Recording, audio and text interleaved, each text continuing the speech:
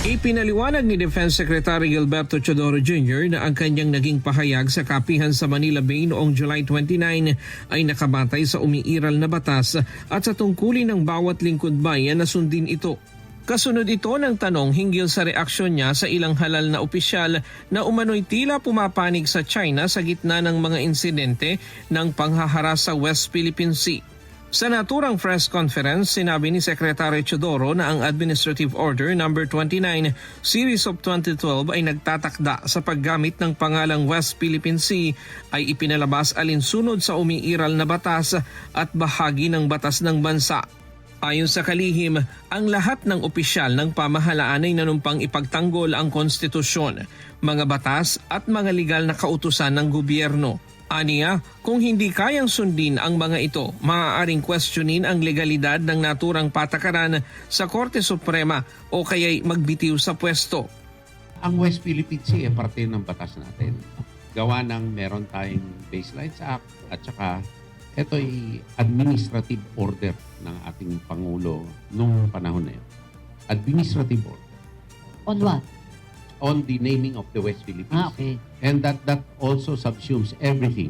Our position on the arbitral award, our position on everything.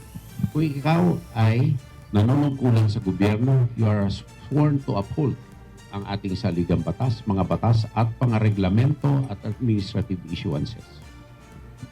Kung hindi nila matupad ito, either magbitaw na lang sila or questionin nila na illegal ito sa Korte Suprema para magkaalaman at makita ng taong bayan ang tunay na pakay nila. Kung talagang tingin nila illegal or ito ay konbinyenteng dahilan lamang. Sa isang official statement, nilinaw ng kalihim na ang kanyang pahayag tungkol sa pagbibitiw ng isang opisyal ay hindi dapat ibatay lamang sa paniniwala, kundi sa paglabag sa batas o regulasyon.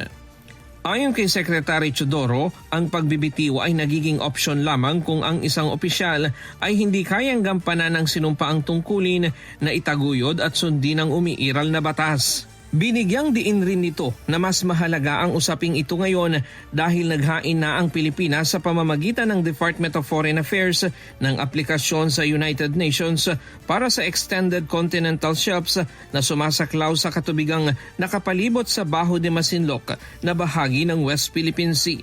Ayon sa kalihim, kung may mga opisyal na hindi sumusuporta sa posisyon ng Pilipinas, dapat nilang ipahayag ito ng malinaw at panagutan ang magiging pagtingin sa kasaysayan sa kanilang paninindigan.